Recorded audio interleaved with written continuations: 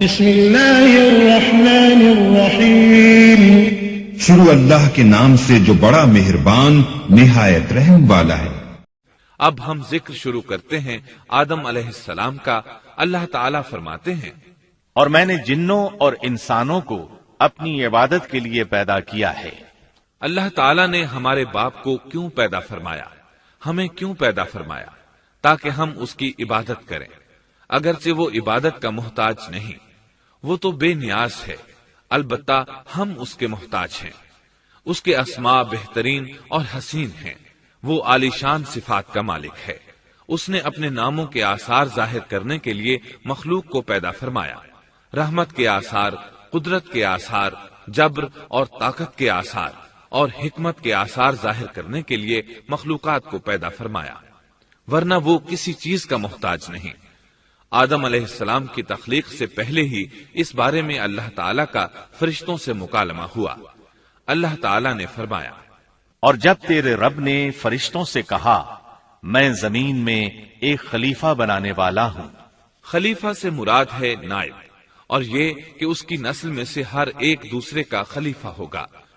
جبکہ سیدنا ابو بکر صدیق رضی اللہ عنہ نبی اکرم صلی اللہ علیہ وسلم کے خلیفہ ہوئے، سو اللہ نے ایک خلیفہ بنانے کا ارادہ فرمایا جو زمین میں حکومت کرے اور اس کو آباد کرے۔ چنانچہ اللہ تعالیٰ نے فرمایا، اللہ تعالیٰ نے تمہیں زمین سے پیدا کیا اور اسی نے اس زمین میں تمہیں بسایا ہے۔ اللہ تعالیٰ کا ارادہ ہوا کہ زمین کو آباد کروائے، جبکہ جن اس قابل نہیں تھے، کیونکہ ان میں اس قدر عقل و دانش نہیں تھی کہ زمین کو پر رونق اور سرسبز و شاداب رکھ سکیں۔ علماء جنات کے بارے میں کہتے ہیں ان کا سب سے بڑا عقل مند جن انسانوں کے 10 سالہ بچے کے برابر عقل رکھتا ہے، اس لیے زمین کو آباد کرنے کی صلاحیت اللہ تعالیٰ نے انسان کو بخشی۔ اللہ نے انسان کو بہترین ڈھانچے اور حسین ترین شکل و صورت سے نوازا، پھر اپنی روح اس میں پھونکی۔ فرشتوں نے اس سے سوال کیا، ایسی مخلوق کو کیوں پیدا کرتا ہے جو زمین میں فساد کرے اور خون بہائے؟ اور ہم تیری تسبیح، حمد اور پاکیزگی بیان کرتے ہیں۔ اس کے جواب میں اللہ نے فرمایا، جو میں جانتا ہوں تم نہیں جانتے۔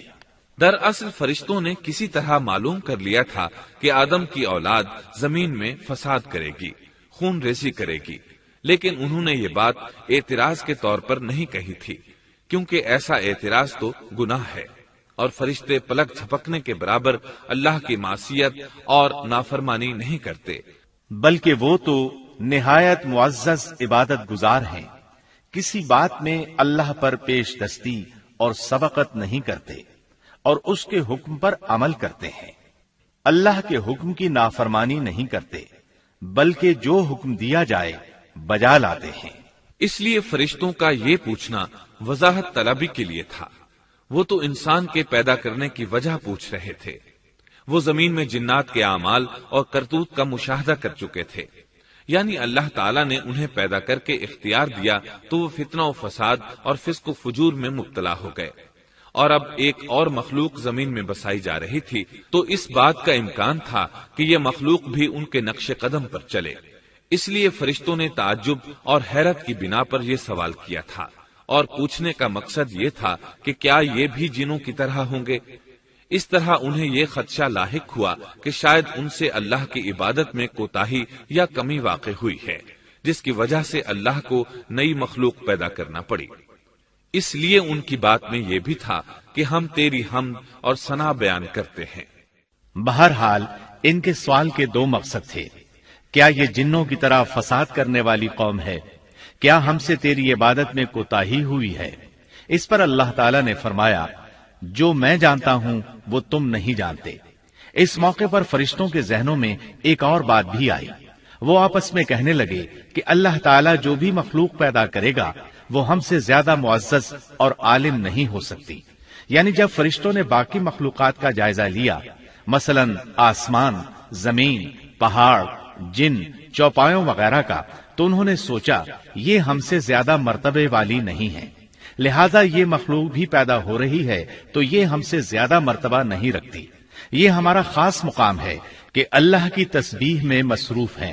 कुफ्र से महफूज हैं, हर हुक्म बजा लाते हैं, अल्लाह के तमाम अहकामात पूरे करते हैं, आसमान और जमीन में उसका हुक्म नाफिज करते हैं और अल्लाह के नजदीक हम सबसे ज्यादा शरफ वाले हैं। लिहाजा अगर ये नई मखलूक इंसान भी पैदा हो जाए तो क्या हुआ, हमसे ज्यादा मुअज्जज और इल्म वाली तो नहीं होगी। बहरहाल जब अल्लाह ताला ने आदम को पैदा किया तो जमीन की मिट्टी लाने का हुक्म फरमाया।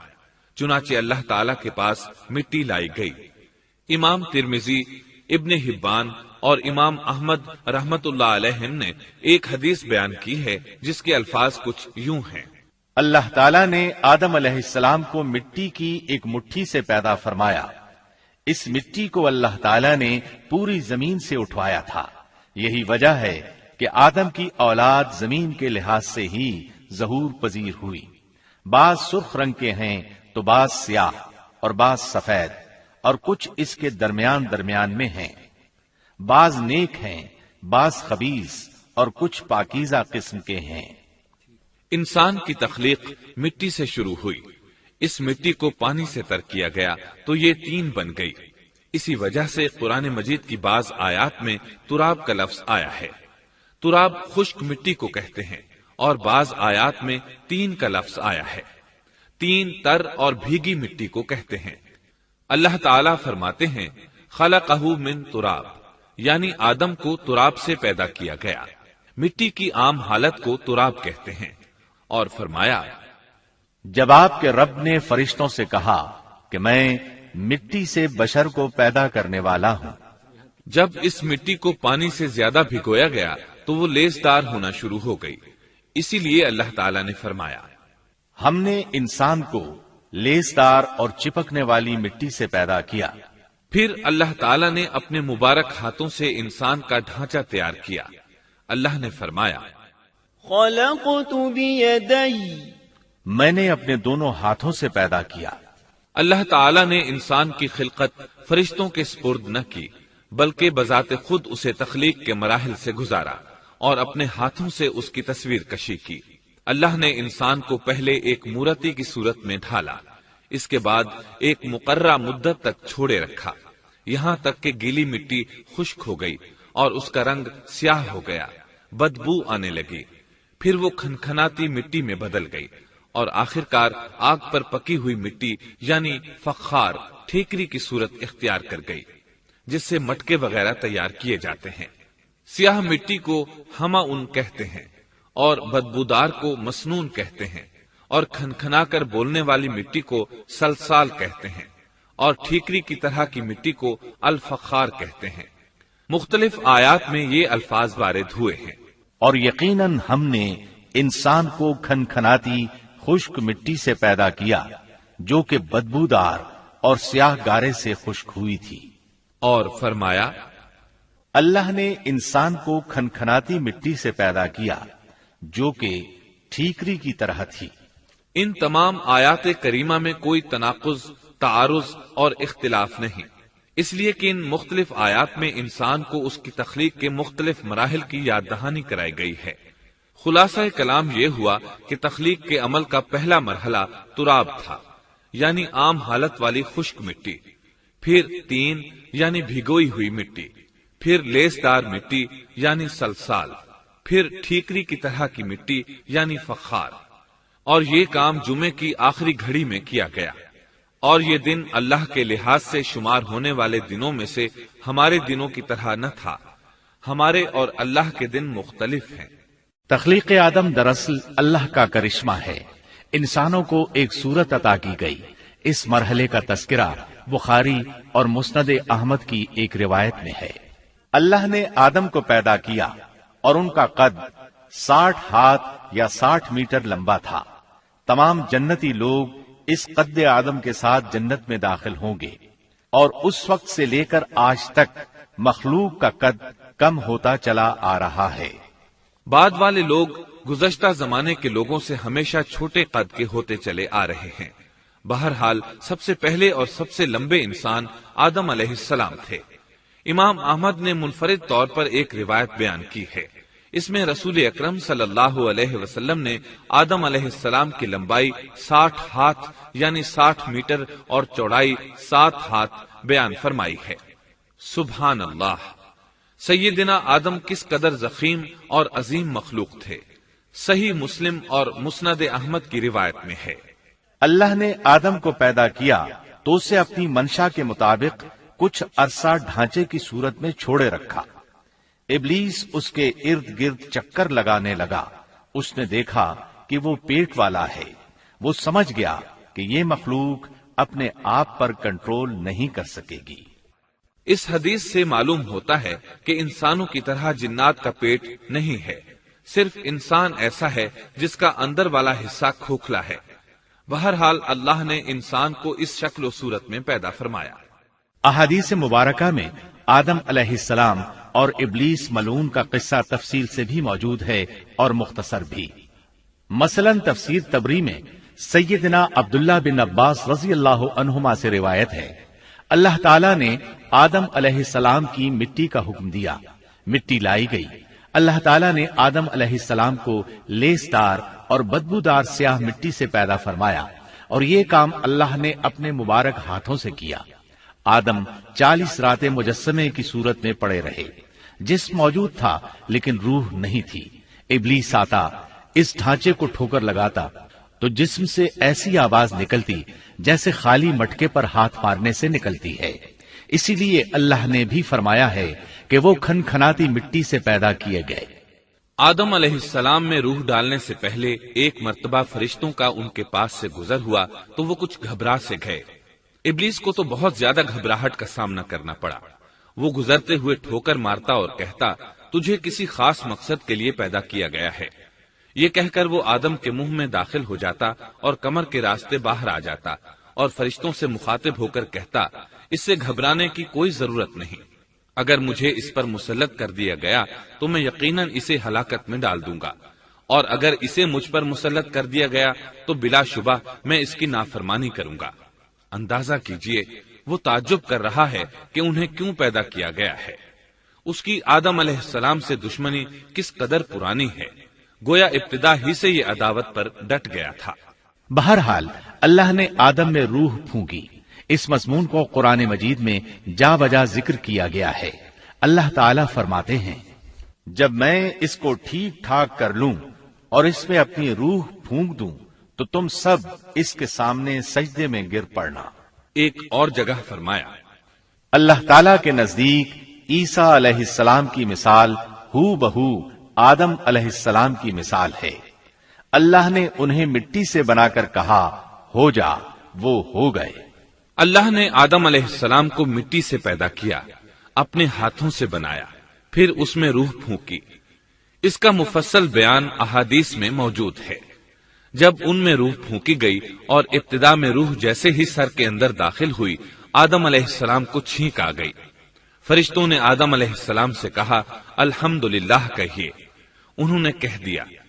اللہ کی اس تعریف کے جواب میں اللہ تعالیٰ نے فرمایا، رحمک ربک، یعنی تجھ پر تیرا رب رحم فرمائے۔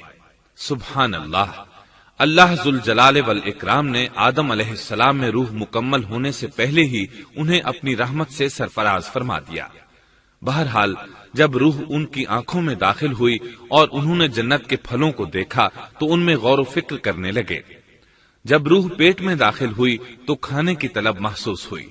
ابھی روح ٹانگوں تک پہنچی نہیں اور کھانے کی خواہش پہلے ہی محسوس ہونے لگی۔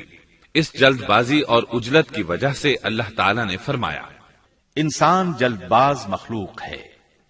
جب آدم علیہ السلام کو پیدا کر دیا گیا تو اللہ تعالیٰ نے ان کی پشت پر ہاتھ پھیرا۔ ہاتھ پھیرتے ہی ان کی پشت سے قیامت تک پیدا ہونے والے انسان باہر نکل آئے۔ آدم کی تمام اولاد ان کے سامنے ظاہر ہو گئی، اور یہ بات نہایت وضاحت اور صراحت کے ساتھ قرآن مجید اور احادیث مبارکہ میں موجود ہے۔ مسلم بن یسار رحمت اللہ علیہ بیان کرتے ہیں کہ سیدنا عمر بن خطاب رضی اللہ عنہ سے کسی نے اس آیت کریمہ کے بارے میں پوچھا، اور جب آپ کے رب نے اولاد آدم کی پشت سے ان کی اولاد کو نکالا اور ان سے انہی کے بارے میں اقرار لیا کہ کیا میں تمہارا رب نہیں، سب نے جواب دیا، ہاں کیوں نہیں، ہم سب گواہ بنتے ہیں تاکہ تم لوگ قیامت کے روز یوں نہ کہو ہم تو اس سے محض بے خبر تھے، یا یوں کہو کہ پہلے پہلے شرک تو ہمارے بڑوں نے کیا اور ہم ان کے بعد ان کی نسل میں ہوئے، لہذا کیا تو ان غلط راہ والوں کے فعل پر ہمیں ہلاکت میں ڈالے گا؟ سیدنا عمر رضی اللہ عنہ نے اس شخص کے سوال کے جواب میں فرمایا، میں نے سنا ہے کہ رسول اللہ صلی اللہ علیہ وسلم فرما رہے تھے، اللہ نے آدم علیہ السلام کو پیدا کیا، پھر اپنے دائیں ہاتھ کو اس کی پشت پر پھیرا اور اس سے نسل انسانی کو باہر نکالا اور ان کی طرف اشارہ کر کے فرمایا، میں نے انہیں جنت کے لیے پیدا کیا ہے اور یہ جنت والوں کے اعمال کریں گے۔ پھر اپنے ہاتھ کو دوبارہ آدم علیہ السلام کی پشت پر پھیرا اور اس سے نسل انسانی کو باہر نکالا اور ان کی طرف اشارہ کر کے فرمایا، میں نے انہیں آگ کے لیے پیدا کیا ہے اور یہ آگ والوں کے اعمال کریں گے۔ اس پر ایک شخص نے نبی اکرم صلی اللہ علیہ وسلم سے سوال کیا، اے اللہ کے رسول صلی اللہ علیہ وسلم، تو پھر ہمارے اعمال کس حساب میں شمار ہوں گے؟ آپ نے جواب میں فرمایا، اللہ تعالیٰ جب کسی بندے کو جنت کے لیے پیدا کرتا ہے تو اس سے جنت والوں کے کام کرواتا ہے، حتیٰ کہ جنت والے اعمال میں سے ہی کسی عمل پر اس کا موت سے سامنا ہوتا ہے، اس وجہ سے اللہ اسے جنت میں داخل کرتا ہے، اور جب اللہ کسی بندے کو آگ کے لیے پیدا کرتا ہے تو اسے آگ والے اعمال پر لگا دیتا ہے، یہاں تک کہ وہ آگ والے اعمال میں سے کسی عمل پر مرتا ہے، اس کی وجہ سے اللہ اسے آگ میں داخل کر دیتا ہے۔ ہر شخص کے لیے اس کام میں آسانی پیدا کر دی جاتی ہے جس کے لیے وہ پیدا کیا گیا ہے۔ لیکن یہ بات ذہن میں ہر وقت موجود رہنی چاہیے کہ اللہ نے انسان کو اختیار دے رکھا ہے کہ وہ اپنی عقل اور فکر کی روشنی میں اللہ کے احکامات پر عمل پیرا ہو کر خود کو جنتی بنا لے، یا عقل کا درست استعمال نہ کرتے ہوئے شیطان کا پٹا گلے میں ڈال لے اور جہنم میں جگہ بنا لے۔ یہ تو اللہ نے انسان کو اختیار دے رکھا ہے، اس کی مرضی کہ جنت والے اعمال کرے یا جہنم والے۔ ہر انسان میں دونوں طرف جانے کی طاقت اور صلاحیت موجود ہے۔ اللہ نے انسان کو مجبور نہیں بنایا، البتہ ہر انسان کو جو بھی رویہ اختیار کرنا تھا اللہ کو اس کا علم تھا، اور اس کا علم برحق ہے، قطعی ہے، اس میں کوئی غلطی نہیں ہو سکتی، اس لیے اس نے اپنے علم کے مطابق تقدیر لکھ دی۔ اب ہم جو کچھ کرتے ہیں تقدیر سے مجبور ہو کر نہیں کرتے بلکہ اپنے اختیار سے کرتے ہیں، اور چونکہ تقدیر بھی اللہ کے حکم سے لکھی گئی اس لیے اس میں بھی کوئی خطا واقع نہیں ہوتی۔ لہذا تقدیر کا یہ مطلب نہیں کہ انسان تقدیر کی بنا پر ہدایت ماننے یا نہ ماننے پر مجبور ہے، ایسی بات قطعاً نہیں۔ اور درست بات یہ ہے کہ تقدیر کا مسئلہ بہت زیادہ پیچیدہ ہے اور مشکل ترین مسائل میں سے ہے، یہاں اس کی تفصیل کا موقع نہیں۔ جب اللہ نے آدم علیہ السلام کو پیدا کر لیا اور اس میں اپنی روح پھونک دی تو فرشتوں کو حکم دیا کہ آدم کو سجدہ کرے۔ ابلیس ایک بہت نیک اور بزرگ جن تھا، اس نے کبھی اللہ کی نافرمانی نہیں کی تھی، اسی بنا پر وہ بلند مرتبہ پا کر فرشتوں میں شامل ہو چکا تھا، لیکن فرشتوں کی جنس سے قطعاً نہیں تھا۔ اللہ نے اسے اطاعت اور فرمان برداری کا صلہ دیا تھا، اس کی عزت اور اکرام کرتے ہوئے آسمان میں بسایا تھا، لمحہ بھر کے لیے بھی اس نے اللہ کی نافرمانی نہیں کی تھی، اور پھر اللہ نے آدم کو سجدہ کرنے کا حکم دیا، اور اس حکم کے مخاطب فرشتے اور ابلیس تھے۔ صرف فرشتوں کے لیے یہ حکم نہیں تھا بلکہ ابلیس بھی اس حکم میں شامل تھا، کیونکہ اللہ تعالیٰ فرماتے ہیں، اور یقیناً ہم نے تمہیں پیدا کیا، پھر ہم ہی نے تمہاری صورت بنائی، پھر ہم نے فرشتوں سے کہا کہ آدم کو سجدہ کرو، تو سوائے ابلیس کے سبھی نے سجدہ کیا، وہ سجدہ کرنے والوں میں شامل نہ ہوا۔ اللہ تعالیٰ نے فرمایا، تجھے کس چیز نے سجدے سے روک دیا جبکہ میرا حکم تیرے لیے بھی تھا؟ تو اس سے ثابت ہوا اس حکم میں فرشتوں کے ساتھ ابلیس بھی شامل تھا، کیونکہ قرآن میں از امرتک کے الفاظ ہیں۔ اس کا مطلب ہے کہ میں نے تجھے حکم دیا تھا، اور پھر ابلیس نے جواب میں یہ نہیں کہا کہ تو نے تو مجھے حکم ہی نہیں دیا تھا، بلکہ اس نے سجدہ نہ کرنے کی وجہ یہ بتائی۔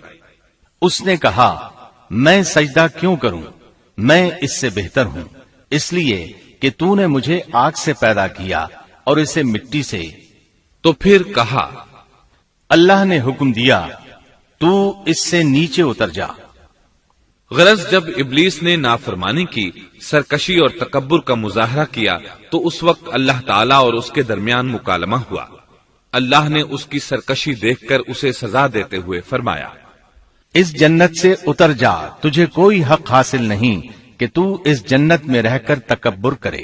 ابلیس نے جواب میں کہا، مجھے قیامت کے دن تک مہلت دے دیجئے، یعنی اتنی لمبی عمر دے دیجئے کہ میں قیامت تک زندہ رہوں، موت نہ آئے۔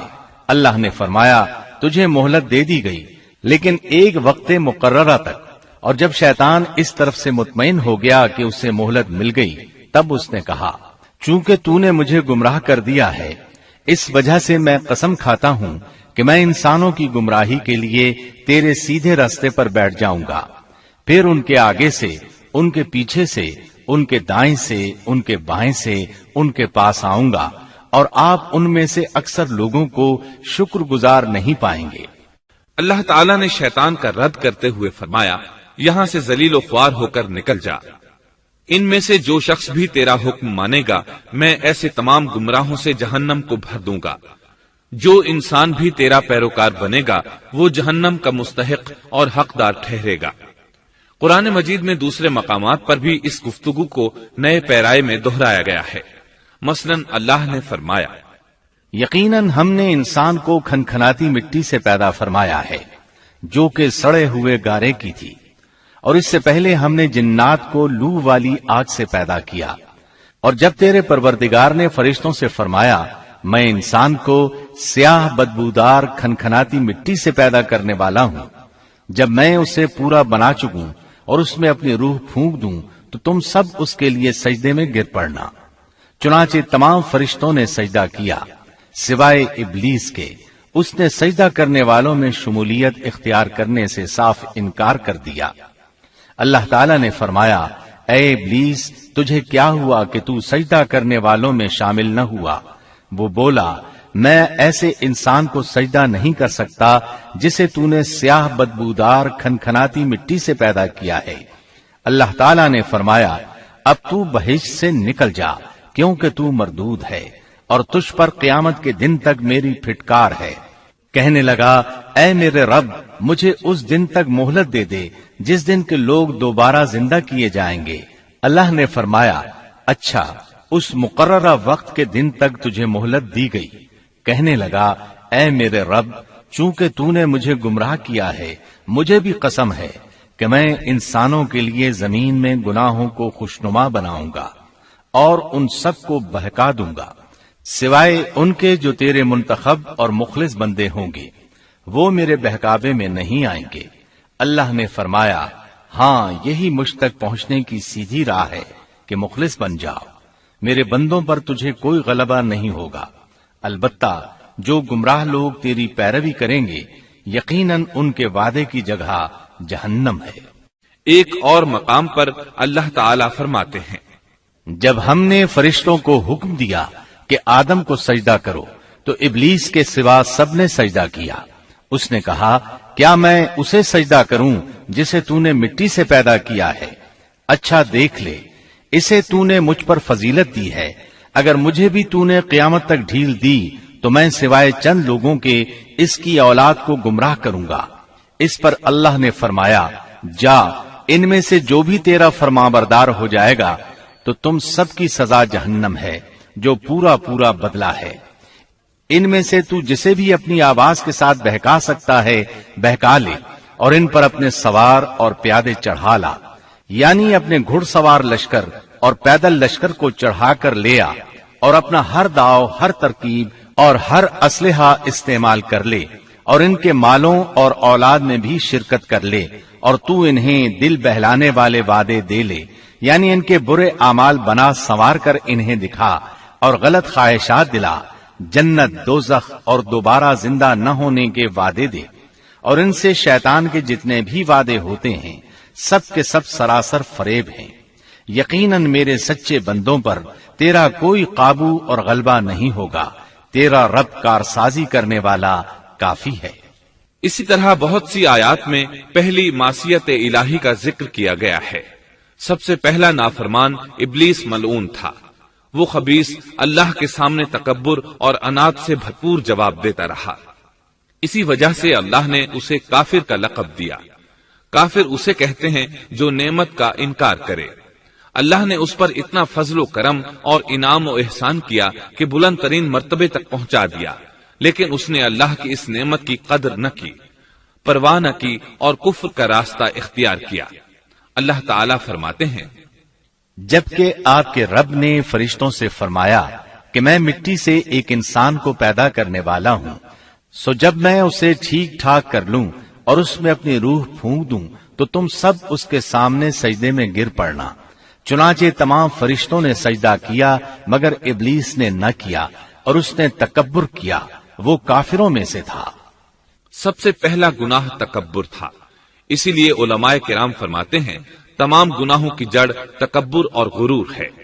نبی اکرم صلی اللہ علیہ وسلم نے اپنی امت کو تکبر نہ کرنے کا سختی سے حکم فرمایا، اس کی برائی، وبال اور ہلاکت سے آگاہ فرمایا۔ آپ نے فرمایا، اللہ اس شخص کی طرف رحمت سے دیکھے گا بھی نہیں جس نے تکبر کی بنا پر کپڑا ٹخنوں سے نیچے لٹکایا۔ اس کے علاوہ نبی صلی اللہ علیہ وسلم نے تو مطلقاً فرما دیا، وہ شخص جنت میں داخل ہونے کے قابل نہیں جس کے دل میں ذرہ برابر بھی تکبر ہے۔ جو شخص اپنے کپڑے، اپنے مکان اور اپنے قبیلے پر فخر کرتا ہے اس سے اللہ کی رحمت اٹھ جاتی ہے۔ اسی لیے نبی صلی اللہ علیہ وسلم نے جب اپنے صحابہ کرام کو دیکھا کہ مہاجر صحابی انصار صحابہ کے خلاف اور انصاری صحابی مہاجرین صحابہ کے خلاف آواز لگا رہے ہیں تو آپ نے فرمایا، اس جاہلیت والی پکار کو چھوڑو، یہ بہت بدبودار ہے۔ برادری کی بنیاد پر لڑنا، باہم فخر کرنا برے نتائج کا ذریعہ ہے۔ گناہوں کی بنیاد بھی تکبر ہے۔ اس لیے ہر مومن کو چاہیے کہ اپنے نوکر، خادم، ملازم یا کسی بھی مسکین پر کبھی بھی فخر و غرور کا اظہار نہ کرے، کیونکہ یہی اللہ کی سب سے پہلی نافرمانی وجود میں آئی تھی۔ تکبر کا یہ ذکر ضمناً آ گیا۔ ہم پھر اپنے موضوع کی طرف لوٹتے ہیں۔ اللہ نے آدم علیہ السلام کو پیدا کیا اور انہیں عالم بنا کر ہی تخلیق کیا، یعنی جب وہ پیدا ہوئے تو جاہل نہیں تھے۔ اللہ نے آدم علیہ السلام کو فرشتوں سے بھی بڑا عالم بنا کر پیدا فرمایا۔ بے شمار احادیث میں آدم علیہ السلام کی ابتدا اور ان کے علم کا ذکر موجود ہے۔ جب اللہ نے آدم میں مکمل روح ڈال دی اور وہ اپنے پاؤں پر کھڑے ہو گئے تو اللہ نے انہیں حکم دیا، جاؤ فرشتوں کی جماعت کو السلام علیکم کہو۔ آدم اور فرشتوں کی زبان عربی تھی، یہی زبان اہل جنت کی ہے۔ آدم گئے، جا کر سلام کہا، انہوں نے جواب میں کہا وعلیکم السلام ورحمت اللہ، یعنی تجھ پر اللہ کی سلامتی اور رحمت ہو۔ اللہ نے فرمایا، یہ تیرا اور تیری اولاد کا آپس میں ایک دوسرے کو تحفہ اور ہدیہ ہے۔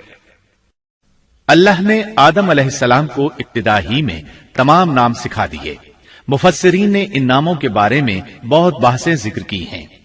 مضبوط موقف سیدنا عبداللہ بن عباس رضی اللہ عنہما کا ہے کہ اللہ نے آدم علیہ السلام کو ہر چیز کا نام سکھا دیا تھا۔ مثلا یہ پہاڑ ہے، یہ سمندر ہے، یہ پرندہ ہے، یہ درخت ہے وغیرہ۔ وہ آسمان اور زمین کی ہر چیز کا نام جانتے تھے۔ یہ علم کیسا تھا، انسان نے کس طرح ہر چیز کا نام پہچان لیا۔ یقیناً اللہ انسان میں یہ طاقت پیدا کر سکتا ہے کہ وہ ہر علم کا احاطہ کر سکے۔ اللہ نے آدم علیہ السلام کو ہر چیز کا نام اور اس کی صنعت اور کام بھی معلوم کرا دیا۔ آگ، لوہے، لکڑی، غرض ہر چیز کا نام اور استعمال ذہن میں ڈال دیا۔ وہ کس قدر عظیم علم سے بہرور ہوئے، سبحان اللہ۔ بہرحال اللہ نے آدم علیہ السلام کو صرف شکل و صورت اور تخلیق ہی میں بلند مرتبہ عطا نہیں کیا تھا، بلکہ عقل و علم کے لحاظ سے بھی بلند درجے اور مقام پر فائز کیا تھا، جیسا کہ اللہ تعالیٰ فرماتے ہیں، اللہ نے آدم علیہ السلام کو ہر چیز کا نام سکھا دیا، پھر ان چیزوں کو فرشتوں پر پیش کیا اور فرمایا، مجھے ان چیزوں کے نام بتاؤ اگر تم سچے ہو۔ مطلب یہ کہ تم اپنے دعوے میں کہاں تک سچے ہو۔ جب آدم کی تخلیق ہوئی تو تم نے کہا تھا اللہ جو چاہے پیدا کر لے، قسم ہے وہ ہم سے زیادہ معزز اور عالم نہیں ہوگا۔ اس دعوے میں اگر تم سچے ہو تو ذرا ان اشیاء کے نام تو بتاؤ۔ اللہ تعالیٰ نے آدم علیہ السلام کا زیادہ معزز ہونا، مکرم ہونا اور علم و معرفت والا ہونا واضح کرنے کے لیے فرشتوں کو حکم دیا کہ آدم علیہ السلام کو سجدہ کریں۔ یہ سجدہ تعظیمی تھا، عبادت والا سجدہ نہیں تھا۔ سجدہ تعظیمی پہلے وقتوں میں جائز تھا، لیکن اب حرام ہے۔ اسی لیے تو یعقوب علیہ السلام، ان کی بیوی اور 11 بیٹوں نے یوسف علیہ السلام کو سجدہ کیا تھا۔ بہرحال فرشتوں نے آدم علیہ السلام کو سجدہ کیا۔ اس سے معلوم ہو جاتا ہے کہ کون زیادہ عزت اور عظمت والا ہے۔ یقیناً آدم علیہ السلام زیادہ شرف اور منزلت کے حقدار ٹھہرے۔ جب اللہ تعالیٰ نے ان کی عزت، تکریم اور تعظیم ثابت فرما دی، تب علم و معرفت میں ان کی برتری ثابت کرنے کے لیے فرمایا، اگر تم اپنے قول میں سچے ہو تو ان چیزوں کے نام بتاؤ۔ تب فرشتوں نے کہا، فرشتے کہنے لگے، اے اللہ تو پاک ہے، ہمیں تو صرف اتنا ہی علم ہے جتنا تو نے ہمیں سکھا رکھا ہے، مکمل حکمت و علم والا تو ہی ہے۔ اللہ تعالیٰ نے آدم علیہ السلام سے فرمایا، اے آدم تم ان فرشتوں کو ان چیزوں کے نام بتاؤ۔ آدم ہر چیز کا نام بتانے لگے، کسی جگہ بھی انہوں نے غلطی نہیں کی۔ جب انہوں نے فرشتوں کو تمام چیزوں کے نام بتا دیے تو اللہ تعالیٰ نے فرشتوں کو مخاطب کر کے کہا، کیا میں نے تمہیں پہلے ہی نہیں کہہ دیا تھا کہ زمین اور آسمان کا غیب میں ہی جانتا ہوں، اور میرے علم میں ہے جو تم ظاہر کر رہے ہو اور جو چھپا رہے ہو۔ یہاں ذہن میں سوال ابھرتا ہے کہ فرشتے کیا چھپا رہے تھے؟ وہ راز والی بات یہی تھی کہ اللہ ہم سے زیادہ معزز اور عالم مخلوق پیدا نہیں کرے گا۔ واضح رہے، ہم آپ کو صرف واقعات ہی نہیں سنا رہے، صرف سیرت اور تاریخ ہی بیان نہیں کر رہے، بلکہ قرآن بھی پڑھ پڑھ کر سنا رہے ہیں۔ اور قرآن کو اس وقت تک سمجھنا محال ہے جب تک کہ ان واقعات کی تفصیل موجود نہ ہو۔ خیر، اس کے بعد اللہ تعالیٰ نے اماں حوا کو پیدا فرمایا۔ انہیں آدم علیہ السلام کے فوراً بعد پیدا نہیں فرمایا، بلکہ آدم علیہ السلام نے کافی عرصہ جنت میں تنہا بسر کیا، اور حدیث میں ہے کہ وہ وحشت محسوس کرتے تھے، تنہائی کو شدت سے محسوس کرنے لگے تھے۔ آخر کار ایک روز جب وہ سو رہے تھے تو اللہ تعالیٰ نے ان کی بائیں پسلی سے اماں حوا علیہ السلام کو پیدا فرمایا اور آدم علیہ السلام کا ہم سفر بنا دیا۔ اللہ فرماتے ہیں، اے لوگو، اپنے اس پروردگار سے ڈر جاؤ جس نے تم سب کو ایک ہی جان سے پیدا کر ڈالا، اور اس جان یعنی آدم علیہ السلام سے ان کی بیوی کو پیدا کیا۔ آدم علیہ السلام کے وجود ہی سے حوا کا وجود بنایا گیا، وہ کوئی الگ مخلوق نہیں تھی۔ جب آدم علیہ السلام بیدار ہوئے تو انہوں نے اپنے قریب ایک عورت کو بیٹھے دیکھا۔ پوچھنے لگے، تم کون ہو؟ حوا علیہ السلام نے کہا، عورت۔ آدم علیہ السلام نے پھر پوچھا، تجھے کس لیے پیدا کیا گیا ہے؟ وہ بولی، آپ کے لیے، تاکہ آپ مجھ سے سکون اور انس حاصل کریں۔ جب فرشتوں نے آدم علیہ السلام کو ایک عورت سے باتیں کرتے دیکھا تو کہنے لگے، اب ایک اور نئی مخلوق پیدا کی گئی ہے۔ آدم علیہ السلام نے ان مخلوقات کا نام تو بتا دیا تھا جو مشہور و معروف تھیں، ان کا نام پوچھنا چاہیے۔ انہوں نے آدم علیہ السلام سے سوال کیا، انہوں نے فوراً جواب دیا، حوا، اس لیے کہ اللہ نے تو آپ کو ہر چیز کا نام سکھا دیا تھا۔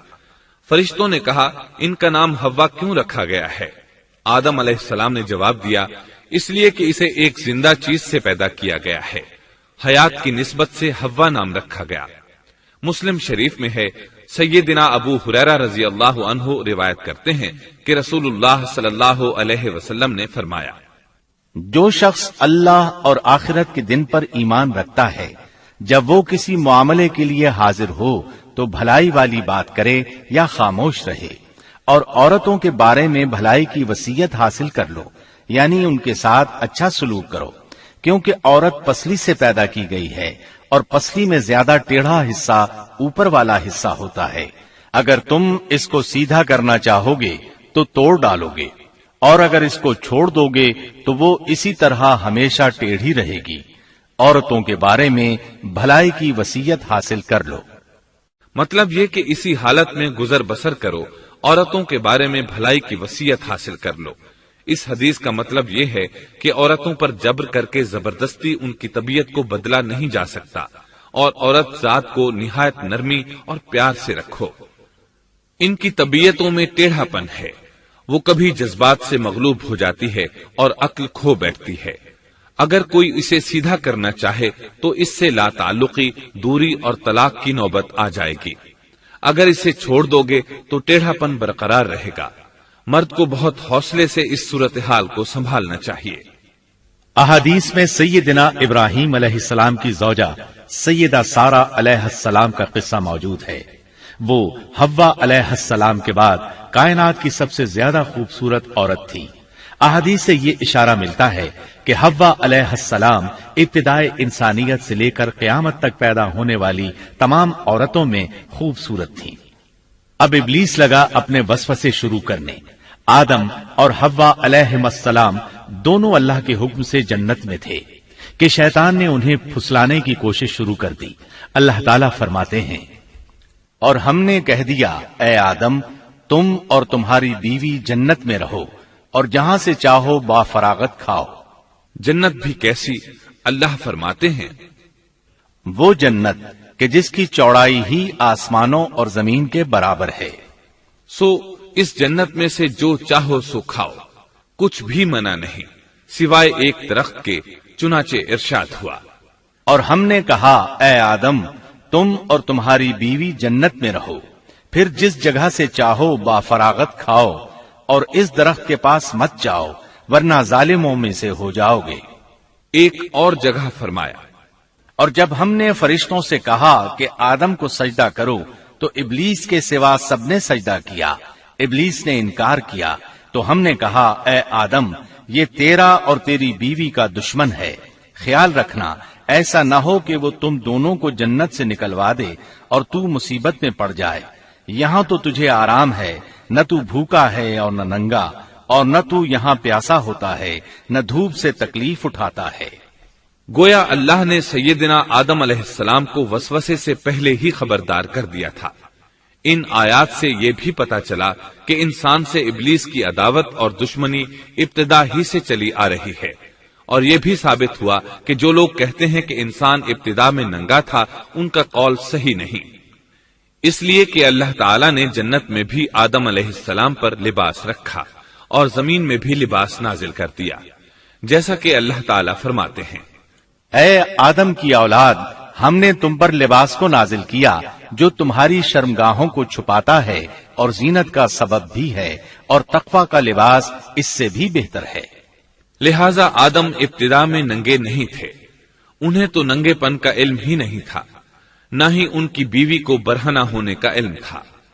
اللہ نے آدم علیہ السلام کو کامل نعمتوں سے نوازا، بھوک نہ پیاس، یہاں تک کہ پیاس کے اسباب سے بھی محفوظ، نہ گرمی اور نہ دھوپ، پھر بے انتہا حسن و جمال، مشقت نہ تکلیف، بدبختی نہ بدقسمتی۔ آدم اور حوا علیہ السلام کے دلوں میں وسوسہ ڈالنے کے بارے میں بھی قرآن نے روشنی ڈالی ہے۔ پھر شیطان نے ان دونوں کے دلوں میں وسوسہ ڈالا۔ یہ وسوسہ اس نے ان دونوں کو طمع دلانے کی صورت میں پورا کیا، اور یہ طمع دلائی کہ اس درخت کو کھانے سے ہمیشگی اور بقا ملتی ہے اور کبھی نہ ختم ہونے والی بادشاہت حاصل ہوتی ہے، اور اس وسوسے کا مقصد یہ تھا تاکہ ان کا پردہ بدن جو ایک دوسرے سے پوشیدہ تھا دونوں کے روبرو بے پردہ کر دے۔ ان کی شرمگاہوں کو ننگا کرنے کے لیے اس نے ایسا کیا۔ وہ دونوں کپڑے میں ملبوس تھے، ستر ڈھانپ رکھا تھا۔ جب انہوں نے اس درخت سے کھایا تو لباس نیچے گر گیا، دونوں برہنہ ہو گئے۔ یہی شیطان چاہتا تھا کہ انہیں برہنہ کر دے، اللہ کی نافرمانی پر اکسائے۔ ارشاد ہوتا ہے، شیطان نے انہیں وسوسہ ڈالا، کہنے لگا اے آدم کیا میں تجھے دائمی زندگی کا درخت اور وہ بادشاہت نہ بتلا دوں جو کبھی پرانی نہ ہو؟ جب تم اس درخت سے کھاؤ گے تو ہمیشہ زندہ رہنے والے بن جاؤ گے اور زبردست بادشاہت حاصل کر لو گے۔ اس نے یہ تمنا بھی دلائی۔ تمہارے رب نے تم دونوں کو اس درخت سے اس لیے منع کیا ہے کہ تم دونوں فرشتے نہ بن جاؤ یا ہمیشہ زندہ رہنے والے نہ بن جاؤ۔ یعنی تم اس درخت سے کھا لو گے تو فرشتے بن جاؤ گے اور ہمیشہ قائم دائم رہو گے۔ پھر وہ وسوسہ ڈالتے ہوئے جھوٹی قسمیں کھانے لگا، جیسا کہ ارشاد ہوتا ہے، اور ان دونوں کے روبرو قسمیں کھانے لگا کہ یقین آ جائے میں آپ کا خیر خواہ ہوں۔ اللہ کی قسم کھانے لگا، اور اس وقت سے جھوٹی قسموں کی ابتدا ہوئی۔ اس نے ان دونوں کو فریب دے کر بہکا لیا، جیسا کہ فرمایا فَدَلَّاهُمَا بِغُرُورٍ، یعنی دھوکے سے انہیں پھسلایا، حالانکہ انہیں کسی چیز کی کمی نہیں تھی۔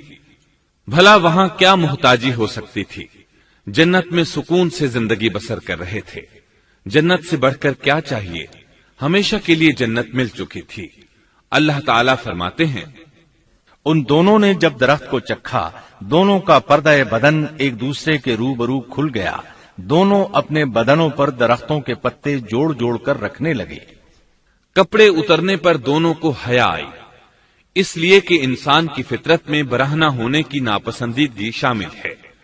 برہنہ ہو گئے تو کوئی لباس نہیں تھا، اس لیے درختوں کے پتے جوڑ کر جسم ڈھانپنے لگے۔ حدیث میں آیا ہے، آدم بھاگنے لگے تو اللہ نے پکارا، آدم مجھ سے بھاگتے ہو؟ آدم بولے، اللہ میں شرم کی بنا پر بھاگ رہا ہوں، اور اس وجہ سے کہ تیرے سامنے برہنہ کیسے رہوں، پھر یہ کہ نافرمانی کا ارتکاب بھی کر چکا ہوں۔ یہاں ایک سوال پیدا ہوتا ہے، دونوں میں سے پہلے کھانے والا کون تھا؟ اس بارے میں راجح قول یہ ہے کہ وہ حوا علیہ السلام تھی۔ انہی نے آدم علیہ السلام کو طمع دلاتے ہوئے اس غلطی پر آمادہ کیا تھا، جیسا کہ بخاری شریف میں نبی اکرم صلی اللہ علیہ وسلم نے فرمایا، اگر حوا نہ ہوتی تو کوئی عورت اپنے خاوند سے خیانت نہ کرتی۔ حوا علیہ السلام نے انہیں غلطی میں مبتلا کیا تھا۔ اگر حوا علیہ السلام نہ ہوتی تو آدم بھی خیانت میں مبتلا نہ ہوتے اور نہ معصیت میں مبتلا ہوتے۔ تب اللہ نے انہیں پکارا، کیا میں نے تم دونوں کو اس درخت سے نہیں روکا تھا، اور کیا یہ نہیں کہا تھا کہ شیطان تمہارا کھلا دشمن ہے؟ اب توجہ طلب بات یہ ہے کہ اس موقع پر دونوں نے کیا طرز عمل اختیار کیا۔ کیا وہ دونوں اپنی معصیت پر بضد رہے اور تکبر کرنے لگے، جیسا کہ ابلیس نے سجدہ کرنے سے انکار کیا تھا اور پھر لگا تھا اپنی معصیت پر اصرار کرنے، یا ان دونوں نے توبہ کر لی؟ جی ہاں، دونوں نے توبہ کر لی، جیسا کہ قرآن مجید میں آتا ہے، دونوں نے کہا، اے ہمارے رب، ہم نے اپنا بڑا نقصان کیا، اور اگر تو ہماری مغفرت نہ کرے گا اور ہم پر رحم نہ کرے گا تو واقعی ہم خسارہ پانے والوں میں سے ہو جائیں گے۔ اس قصے میں ایک سوال یہ ذہن میں پیدا ہوتا ہے کہ جب سیدنا آدم علیہ السلام کو ابلیس نے سجدہ نہ کیا تو اللہ تعالیٰ نے اسے مردود بنا کر جنت سے نکال دیا، پھر وہ سیدنا آدم علیہ السلام کو اس درخت کے قریب کس طرح لے گیا جبکہ وہ جنت سے باہر ہو چکا تھا؟ قرآن کریم میں اس بارے میں یہ الفاظ آئے ہیں، پھر شیطان نے ان کے دلوں میں وسوسہ ڈالا۔ یہ وسوسہ اس نے کیسے ڈالا جبکہ وہ جنت سے نکالا جا چکا تھا؟ مفسرین نے اس کے جواب میں لکھا ہے کہ اس نے جنت سے باہر رہ کر یہ وسوسہ ڈالا تھا، جیسے آج کل تار اور بغیر تار کے آواز کو دور دراز علاقوں تک پہنچایا جا سکتا ہے، ایسے ہی شیطان نے اپنی طاقت سے یہ وسوسہ ان کے دلوں تک پہنچایا۔ لگے ہاتھوں ابلیس کی حقیقت بھی سن لیں۔ ابلیس کے لفظی معنی انتہائی مایوس کے ہیں۔ یہ راندہ درگاہ ہونے کے بعد ہمیشہ ہمیشہ کے لیے اللہ کی رحمت سے مایوس ہو گیا تھا، اس لیے اسے یہ لقب ملا، ورنہ روایات کی روح سے اس کا اصل نام عزازیل تھا۔ پہلے یہ جنات میں سے تھا، اپنے رب تعالی کی اطاعت سے نکل کر ابلیس ہوا۔ اس کا علم ناقص تھا، مزاج ناپاک تھا، وہ غرور اور تکبر میں مبتلا ہو گیا تھا۔ یہاں یہ بات بھی ذہن نشین کر لیں کہ انبیاء خطا اور گناہ سے پاک ہوتے ہیں، ان پر اللہ تعالی کی مستقل حفاظت اور نگرانی قائم رہتی ہے۔ اگرچہ انبیاء بھی انسان ہوتے ہیں اور تمام انسانی تقاضے انہیں لاحق ہوتے ہیں، لیکن ان کے عمل اور ارادے میں کسی قسم کی بدی اور شر کا عمل دخل قطعاً نہیں ہوتا۔ ان کا ہر قول اور عمل بلکہ ہر حرکت اور سکون کی حالت بھی انسانیت کے لیے بہترین نمونہ ہوتے ہیں۔ البتہ بشر ہونے کی وجہ سے بھول کا امکان ہوتا ہے، تاہم بھول ہو جانے کی صورت میں انہیں فوراً ہی خبردار کر دیا جاتا ہے۔ بھول ہو جانا بشری طبیعت کا خاصہ ہے۔ اللہ تعالیٰ نے ہر انسان کی فطرت میں یہ چیز رکھی ہے۔ انبیاء سے بھول چوک ہو جانے میں بھی اللہ تعالیٰ کی کئی ایک حکمتیں پوشیدہ ہیں۔ مثلا بہت سی قومیں اپنے نبیوں کے معجزات دیکھ کر ان میں ربوبیت کی صفات کی قائل ہو گئی، یہاں تک کہ بعض قوموں نے اپنے نبیوں کو اللہ یا اللہ کا بیٹا بھی جانا۔ جب انبیاء سے بھول اور لغزشیں ہوئیں تب گویا لوگوں پر یہ واضح کیا گیا کہ یہ الہ نہیں ہے۔ الہ ہوتے تو کس طرح ان سے بھول ہو سکتی تھی۔ اس سے یہ بتانا بھی مقصد تھا کہ انبیاء انسان ہی ہوتے ہیں، کوئی ماورائی مخلوق نہیں ہوتے۔ سیدنا آدم علیہ السلام کے واقعے پر غور کرنے سے یہ حقیقت مزید واضح ہو جاتی ہے کہ سیدنا آدم علیہ السلام کی یہ لغزش گناہ نہیں تھی۔ ممنوع درخت کا پھل کھاتے ہی سیدنا آدم علیہ السلام اور اماں حوا کا لباس اتر گیا تھا۔ اللہ کا حکم ہوا، قال اهبطوا، جنت سے اتر جاؤ، تم آپس میں ایک دوسرے کے دشمن ہوگے اور تمہارے واسطے زمین میں رہنے کی جگہ ہے اور ایک وقت تک نفع حاصل کرنا ہے۔ فرمایا تم وہیں زندگی بسر کرو گے اور وہیں مرو گے اور وہیں سے دوبارہ نکالے جاؤ گے۔ قرآن مجید کے دیگر مقامات میں بھی اس قصے کی تفصیل موجود ہے۔ مثلاً فرمایا، اور اس سے قبل ہم نے آدم سے ایک عہد لیا تھا مگر وہ بھول گئے اور ہم نے ان میں کوئی عزم نہیں پایا۔ اللہ تعالی فرماتے ہیں، اور جب ہم نے فرشتوں سے کہا آدم کو سجدہ کرو تو ابلیس کے سوا سب نے سجدہ کیا، اس نے صاف انکار کر دیا۔ تو ہم نے کہا اے آدم، یہ تیرا اور تیری بیوی کا دشمن ہے، خیال رکھنا ایسا نہ ہو وہ تم دونوں کو جنت سے نکلوا دے اور تو مصیبت میں پڑ جائے۔ یہاں تو تجھے یہ آرام ہے کہ نہ تو بھوکا ہوتا ہے اور نہ ننگا، اور نہ تو یہاں پیاسا ہوتا ہے اور نہ دھوپ سے تکلیف اٹھاتا ہے۔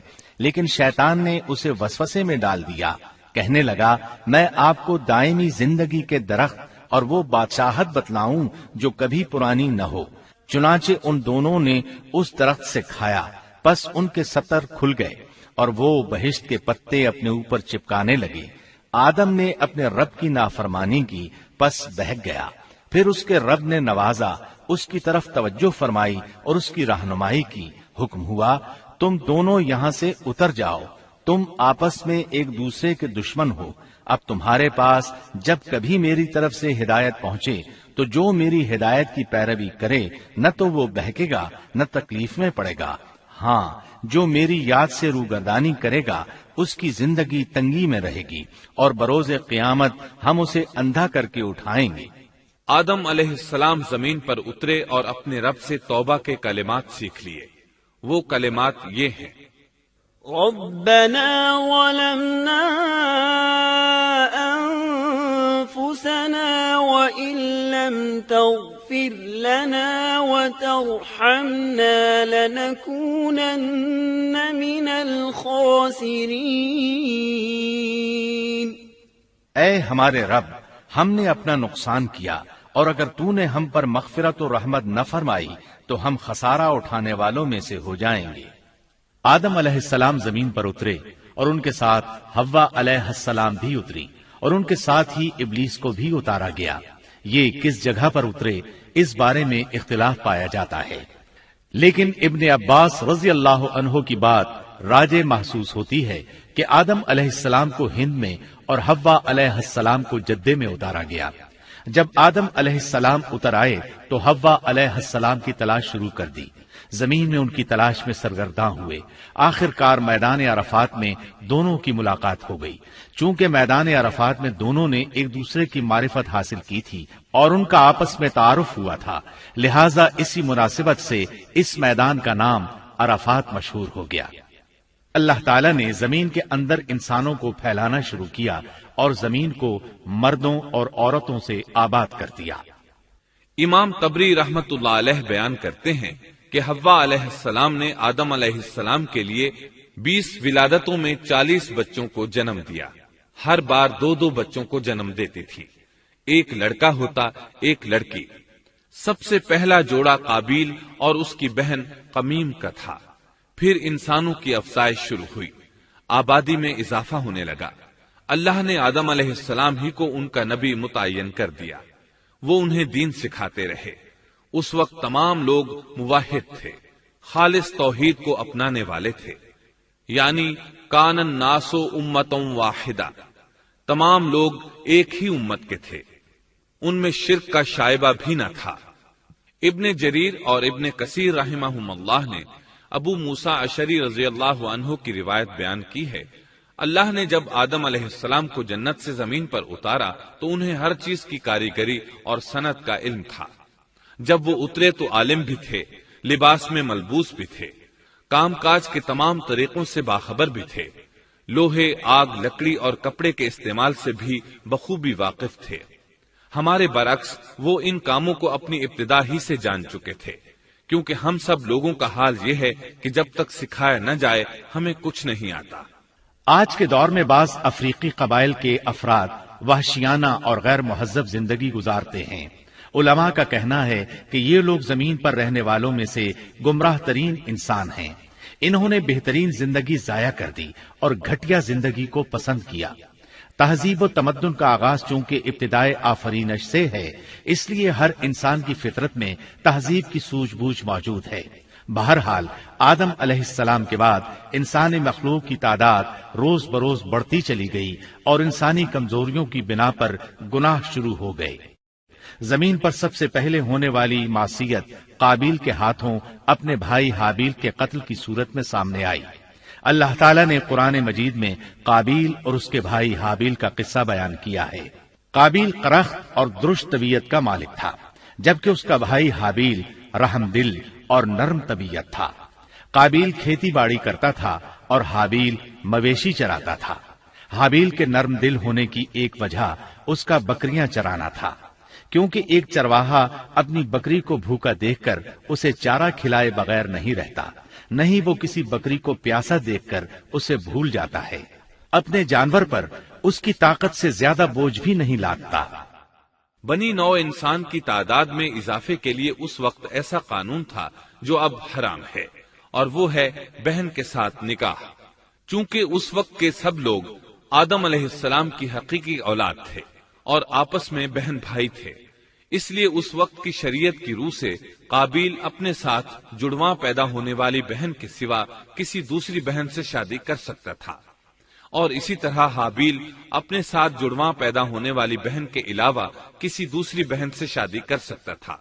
اس کی صورت یہ تھی کہ قابیل کی شادی حابیل کی بہن سے ہو اور حابیل کی شادی قابیل کی بہن سے ہو، لیکن ہوا یہ کہ حابیل کی بہن خوبصورتی میں قابیل کی بہن سے کم تھی، اس لیے قابیل نے حابیل کی بہن سے شادی کرنے سے انکار کر دیا اور اپنی جڑواں بہن سے شادی کی خواہش ظاہر کی، لیکن ایسا کرنا آدم علیہ السلام کی شریعت میں حرام تھا۔ آپ نبی بھی تھے اور رسول بھی۔ رسول اور نبی میں فرق یہ ہے کہ رسول پر شریعت اور احکام نازل ہوتے ہیں، لیکن نبی پر شریعت نازل نہیں ہوتی، البتہ اس کی طرف وحی نازل ہوتی ہے اور معجزات عطا کیے جاتے ہیں، جبکہ شریعت صرف رسولوں ہی پر نازل کی جاتی ہے۔ آدم علیہ السلام بھی چونکہ رسول تھے، اس لیے ان کی شریعت میں یہ قانون تھا کہ کوئی شخص اپنے ساتھ جڑواں پیدا ہونے والی بہن کے ساتھ شادی نہیں کر سکتا۔ قابیل اس شرعی حکم کی وجہ سے غضبناک ہو گیا، اس نے تعجب کا اظہار کرتے ہوئے اس قانون کو ماننے سے انکار کر دیا۔ آدم علیہ السلام نے ان دونوں کے درمیان فیصلہ کرتے ہوئے انہیں حکم دیا کہ دونوں اللہ کے حضور ایک ہدیہ پیش کریں۔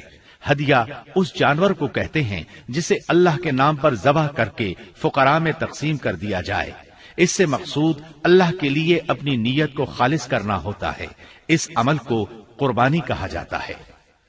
آدم علیہ السلام کے زمانے میں قربانی کا جو قانون تھا اس کے قبول ہونے کی نشانی طے تھی، اور وہ یہ کہ آسمان سے ایک آگ نمودار ہوتی اور اس قربانی کو جلا دیتی۔ اس کا مطلب تھا قربانی قبول ہو چکی ہے، اور اگر آگ قربانی کو نہ جلاتی تو سمجھ لیا جاتا کہ قربانی قبول نہیں ہوئی۔ آخر قربانی کا دن آ پہنچا۔ حابیل نے اپنے مویشیوں میں سے ایک بہترین جانور لیا اور قربان گاہ میں لا کر اللہ کے حضور پیش کر دیا۔ دوسری طرف قابیل نے اپنی کھیتی کے غلے میں سے ردی قسم کا غلہ قربانی کے لیے پیش کیا۔ دوسرے دن دونوں قربان گاہ پہنچے تو انہوں نے دیکھا کہ حابیل کی قربانی قبول ہو چکی ہے، جبکہ قابیل کی قربانی کو آگ نے چھوا تک نہیں تھا۔ یہ دیکھ کر قابیل حابیل پر غضبناک ہوا۔ شیطان نے بھی اسے وسوسے میں مبتلا کیا کہ اپنے بھائی کو قتل کر دے۔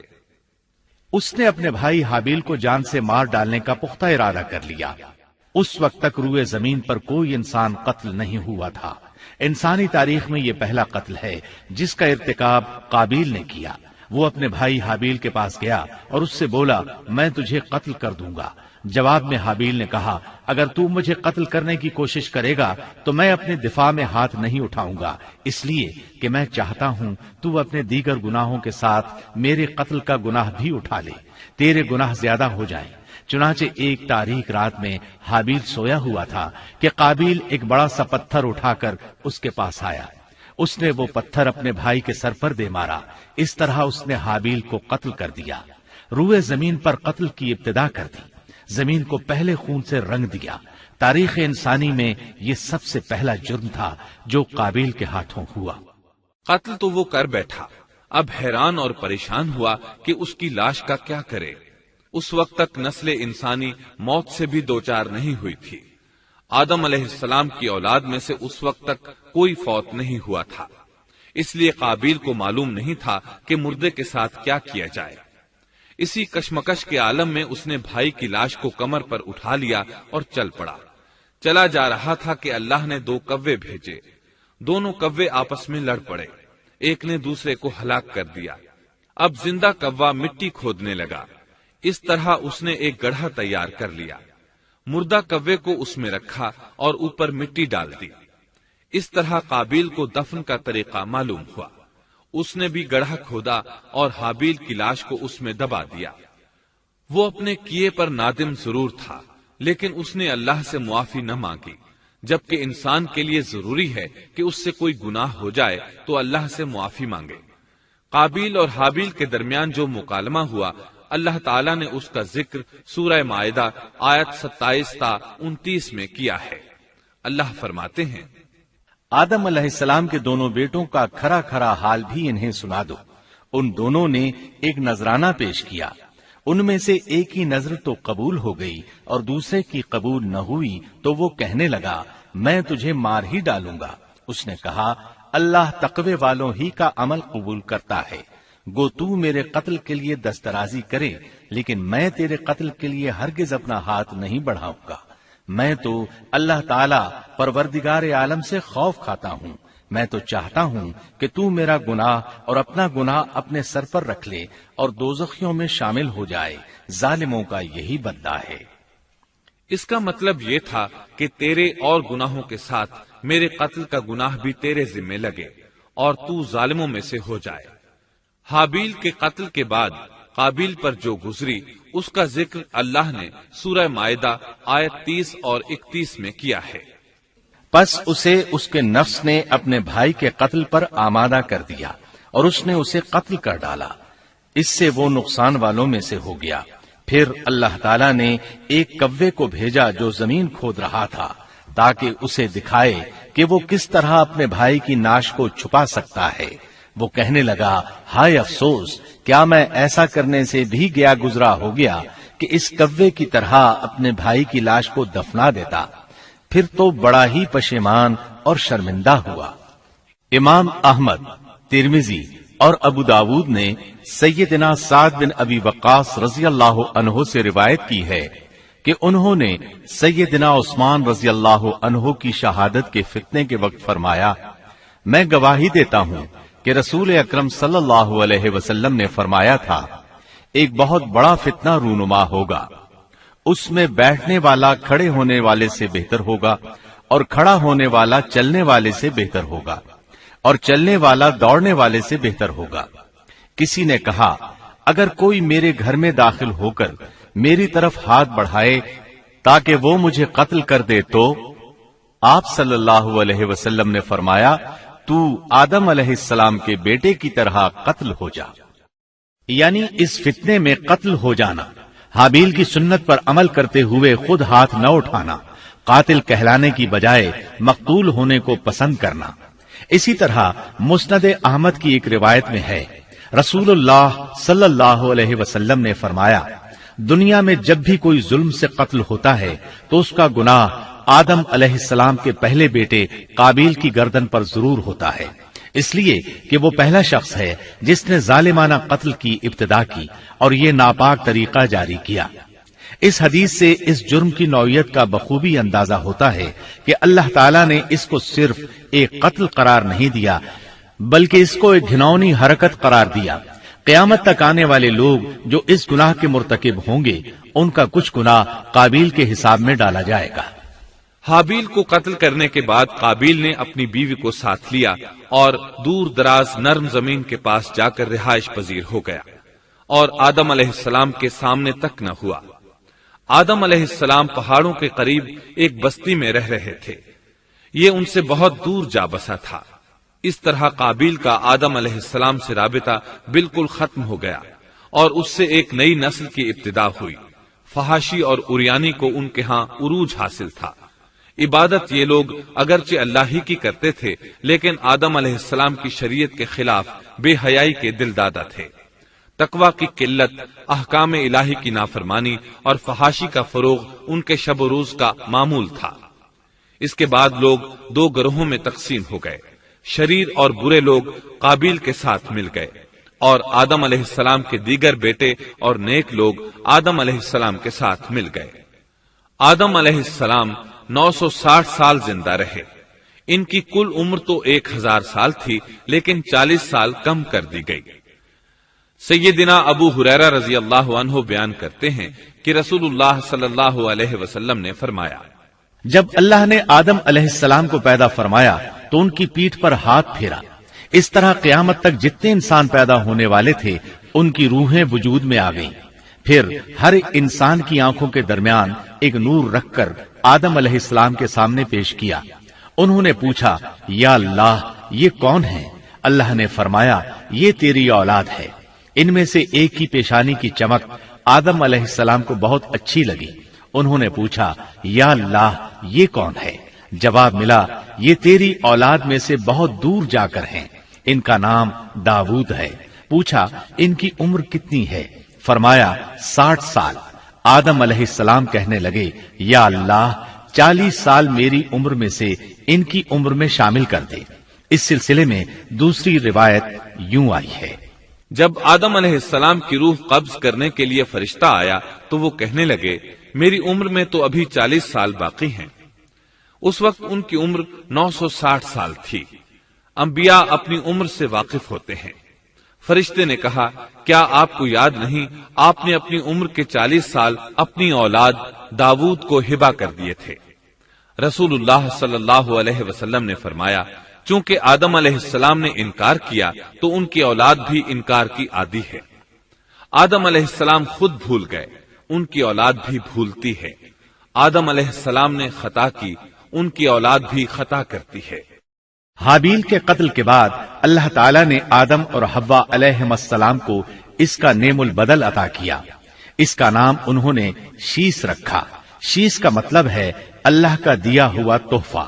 حابیل کے قتل پر آدم اور حوا علیہ السلام دونوں بہت غمگین ہوئے، اس لیے اللہ نے بدلے میں انہیں شیس علیہ السلام عطا فرمائے۔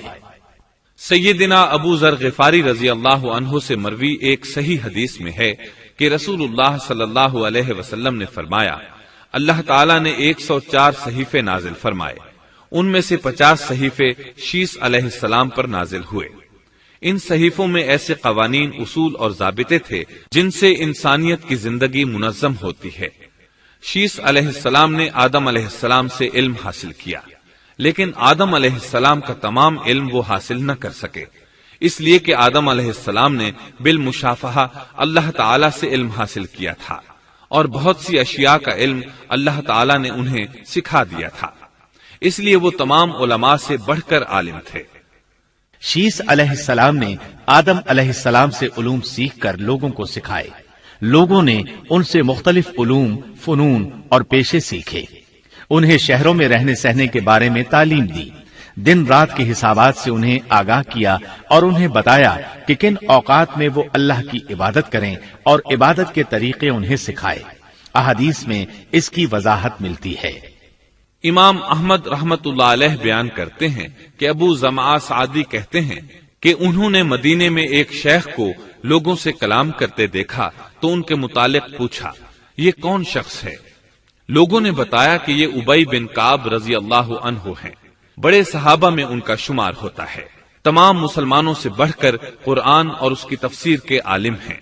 अबू जमा फरमाते हैं कि उबई बिन काब रजी अल्लाह अन्हु उस वक्त ये वाकया बयान कर रहे थे कि जब आदम अलैहिस्सलाम की वफात का वक्त करीब आया तो उन्होंने अपने बेटों से फरमाया, मेरा जन्नत के फल खाने को जी चाहता है। जन्नत के फल दुनियावी फलों जैसे ही होते हैं। सेब, अनार, अंगूर ये सब जन्नत में मौजूद थे। जन्नत के और दुनिया के फलों में फर्क ये है कि दुनियावी फल बदबूदार हो जाते हैं, जबकि जन्नती फल कभी बदबूदार नहीं होते। इसी तरह दुनियावी फलों का जायका आर्जी होता है, जबकि जन्नती फलों का जायका हमेशा बरकरार रहता है। इसलिए आदम अलैहिस्सलाम ने चाहा कि वो जन्नत के फल खाएं। चुनाचे उनके बेटे तलाश में निकल गए। उन्होंने अपने साथ कुल्हाड़े, कुदालें और टोकरियां ले ली। रास्ते में उन्हें फरिश्ते मिले। उनके पास आदम अलैहिस्सलाम का कफन और खुशबू वगैरह थी। उन्होंने पूछा, आदम के बेटो, किस चीज की तलाश में हो? कहां जा रहे हो?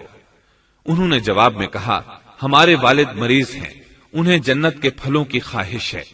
फरिश्ते उनके सामने इंसानी शक्ल में आए थे। उनकी बात सुनकर बोले, वापस जाओ, तुम्हारे वालिद फौत होने के करीब हैं। अब उनमें इतनी ताकत नहीं रही कि फल खा सकें। जब फरिश्ते आदम अलैहिस्सलाम की रूह कब्ज करने के लिए आए तो हव्वा अलैहिस्सलाम ने उन्हें पहचान लिया। वो बुलंद आवाज से आदम अलैहिस्सलाम को पुकारने लगी। उनके साथ चिमड़ गईं। आदम अलैहिस्सलाम बोले, मुझसे अलग हो जाओ, पहले भी मुझे तुम्हारी वजह से मुसीबत पहुंची थी। मेरे और मेरे रब के फरिश्तों के दरमियान से हट जाओ। फिर फरिश्तों ने आदम अलैहिस्सलाम की रूह कब्ज की, उन्हें गुस्ल दिया, कफन पहनाया, खुशबू लगाई, आपकी कब्र खोदी। फिर उन्होंने आदम अलैहिस्सलाम की नमाज जनाजा अदा की। उसके बाद उन्हें कब्र में उतारा, फिर ऊपर मिट्टी डाल दी और बोले, आदम के बेटो, तुम्हारे लिए यही तरीका है। उस वक्त तक लोग कफन दफन के अहकामात से वाकिफ नहीं थे। उन्हें इल्म न था कि काबिल ने अपने भाई को कैसे दफन किया था। इसलिए फरिश्तों को भेजा गया ताकि तदफीन का तरीका बता दें। तो इस तरह इंसान को दफन करने का तरीका मालूम हुआ जो फरिश्ते लेकर आए थे। आदम अलैहिस्सलाम ने अपनी 960 साल की मुकम्मल जिंदगी में सिवाय उस दरख्त का फल खाने के और कोई खता नहीं की। आपकी वफात के 1 साल बाद हव्वा अलैहिस्सलाम भी वफात पा गईं। ये था हमारे बाप सैयदिना आदम अलैहिस्सलाम का उसवा और सीरत तैयबा का हाल।